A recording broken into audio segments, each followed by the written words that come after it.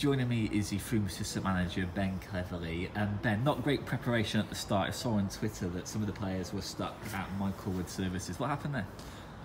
No, it was a bit of a strange one. There's a bridge which links the sort of two motorways, which a few of the guys went one side to get the bridge across, and it was actually closed. So in the end, they ended up driving up, which ultimately wasn't a problem. The coach just left, and they followed us up, basically caught us back up. So not as bad as it probably first sounded.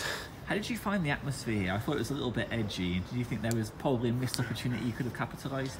Yeah, possibly so. Obviously, I guess that is off the back of a couple of losses, which when you've got such a big crowd as you guys get here, that's probably only natural. But yeah, I mean, we come to the top of the table side, and you hope that you can go away with a point and even nick it. But yeah, I mean, I guess ultimately the supporters sort of vent their frustrations from time to time, but ultimately you guys are top of the league, so I guess not too much to complain about at the moment.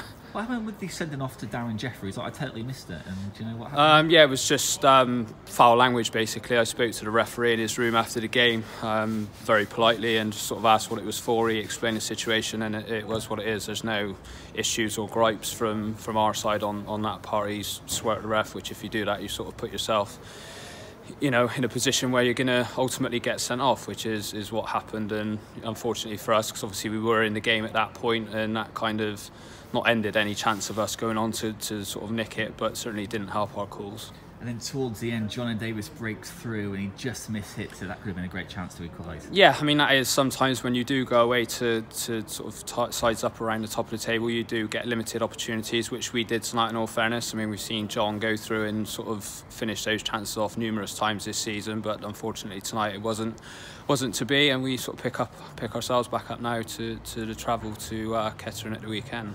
But the difference between the two sides was John Mills, who just showed his striking prowess with that goal just before half-time. Well, yeah, I mean, that's that sometimes is the difference in sides, especially when you're going for promotion. The 1-0 wins are the ones really that count, and if you've got somebody who's capable of scoring those sorts of goals, then you've always got a chance in any game, not just against ourselves.